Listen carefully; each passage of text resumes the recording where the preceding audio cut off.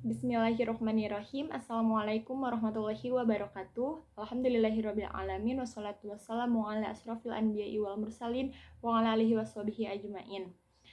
Di video kali ini saya akan membahas seputar tafsir Tarbawi. Di sini video ini yang dibuat untuk menjawab soal-soal UTS mata kuliah tafsir Tarbawi. Nah, ada 5. Yang pertama, bagaimana definisi tafsir Tarbawi itu. Kemudian yang kedua, pendekatan-pendekatan apa saja yang digunakan untuk menafsirkan Al-Quran dalam konteks tafsir Tarbawi.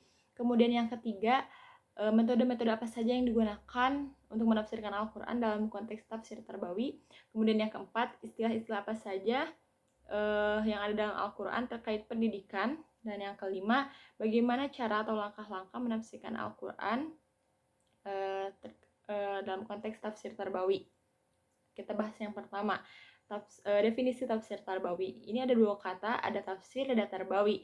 Nah, kita bahas tafsir terlebih dahulu. Tafsir berasal dari kata al-fasr.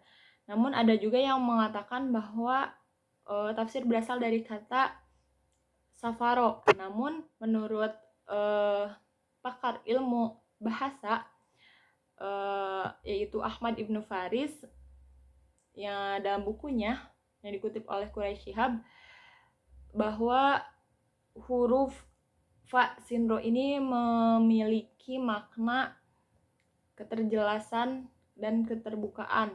Nah, dapat disimpulkan bahwa kata fasaro dan safaro ini serupa. Namun setelah dilihat maknanya, ditelaah ada perbedaan di antara keduanya, dan menurut Rushdie, kata al-fasr atau fasaro yang lebih tepat digunakan dalam konteks tafsir sebagai salah satu bidang ilmu keislaman.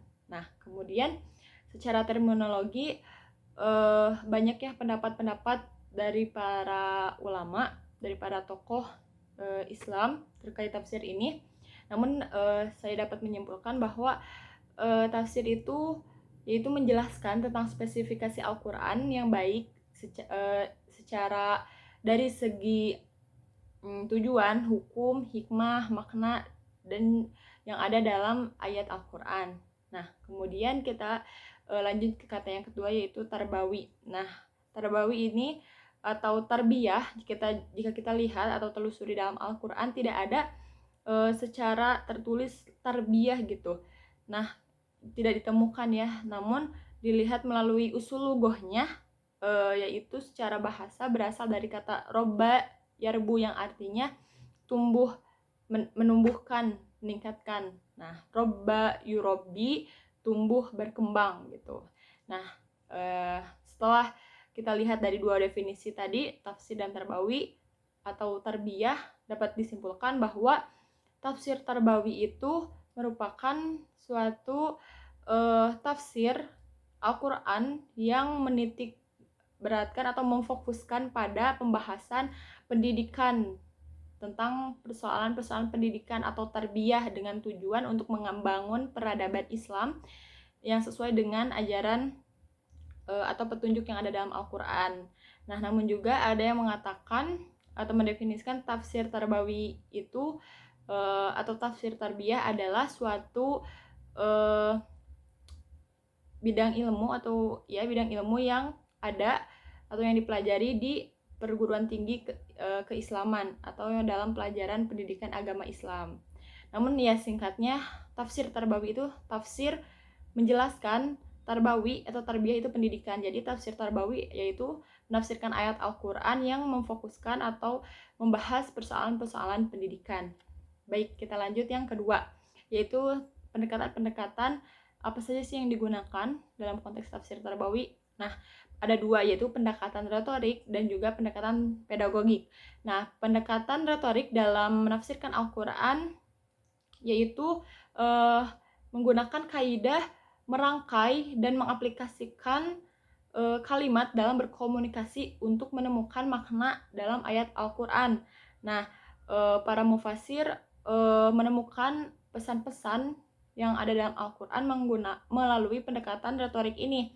Contohnya ada pada surat Ar-Rahman, yaitu pada kalimat fabi ayyi ala yurabbikuma tukadziban. Nah, kalimat ini merupakan contoh kalimat retorik. Nah, kemudian yang kedua, pendekatan pedagogik. Nah, istilah pedagogik sendiri sudah tidak asing lagi ya di kalangan pendidik atau pendidikan, karena pedagogik merupakan suatu kemampuan yang harus dimiliki oleh seorang guru.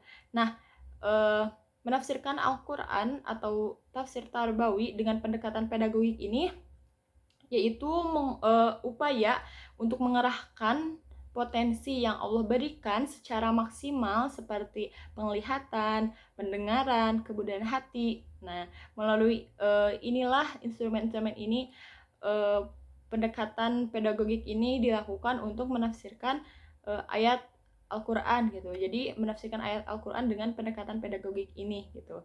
Dan contohnya ada pada surat Al-Alaq ayat 1 sampai 5, yang mana kata kuncinya ada di Iqra gitu, membaca.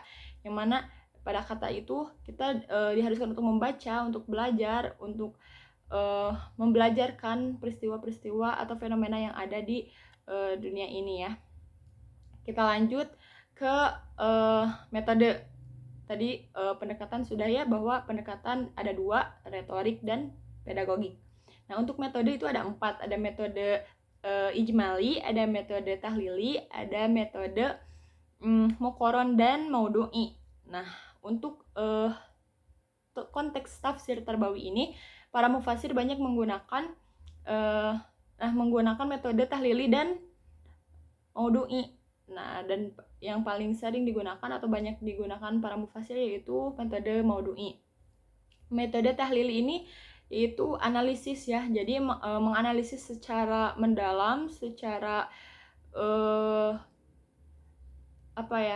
secara jelas segala aspek yang ada pada ayat Al-Qur'an dan mengungkapkan, memaparkan mulai dari kosakata, makna kosakata, kemudian asbab nuzul, kemudian munasab, dan aspek-aspek lainnya. Jadi dengan metode tahlili ini atau analisis itu secara mendalam ya, lebih mendalam begitu, dengan analisis yang akurat, yang kuat, yang dipaparkan secara rinci, detail, dan runtut.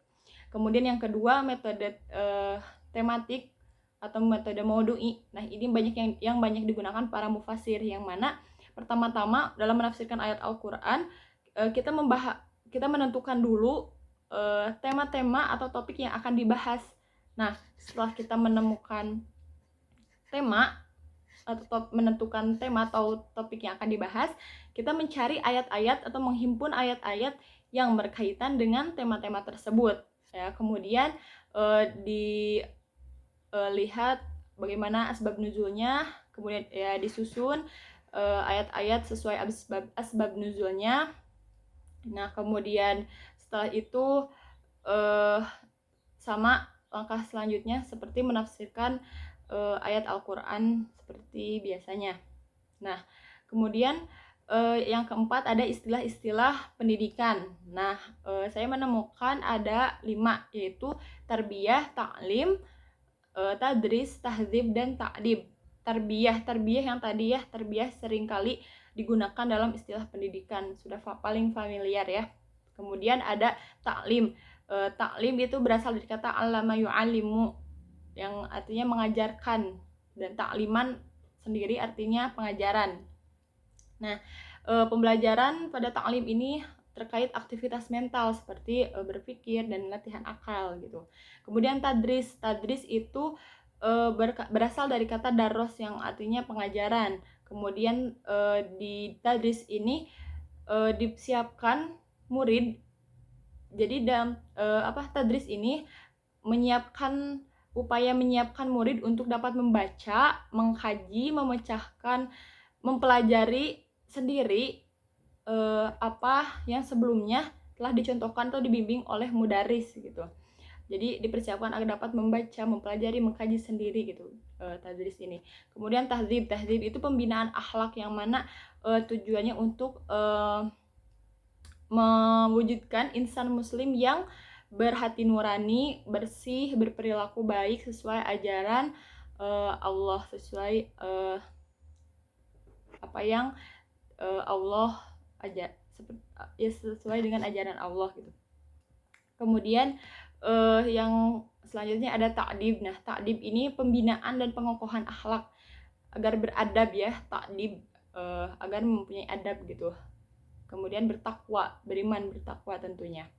Nah, itu ya, jadi ada istilah-istilah pendidikan yang ada dalam Al-Qur'an, ada tarbiyah, ta'lim, tadris, tahdzib, dan ta'dib. Nah, kemudian untuk langkah-langkah menafsirkan Al-Qur'an, nah tadi mengambil dari salah satu metode tematik ya, misalkan akan membahas seputar pendidikan tuh, misalkan tadris. Nah, tadris. Nah, setelah kita menentukan nih temanya kan tadris yang akan dibahas, kita himpun ayat-ayat yang mengandung makna atau mengandung kata tadris. Oh, misalkan nih ditemukan ada ayat yang di dalamnya ada kata tadrusun. Nah, ini tentang tadris gitu ya. Nah, setelah kita himpun ayat-ayatnya, lalu kita susun ayat-ayat tersebut sesuai dengan asbab nuzulnya, dengan ya sesuai dengan asbab nuzulnya sebab diturunkan ayat tersebut. Setelah disusun, kemudian dilihat hubungan antar ayat satu dengan ayat yang lain atau disebut dengan munasabah. Setelah itu membuat kerangka pembahasan. Kemudian setelah itu mencari hadis yang sesuai, yang relevan dengan topik pembahasan gitu, dengan tadris ini. Setelah itu membahas ayat secara sesama, secara padu gitu, terpadu terkait tadris ini. Mungkin sekian. Wassalamualaikum warahmatullahi wabarakatuh.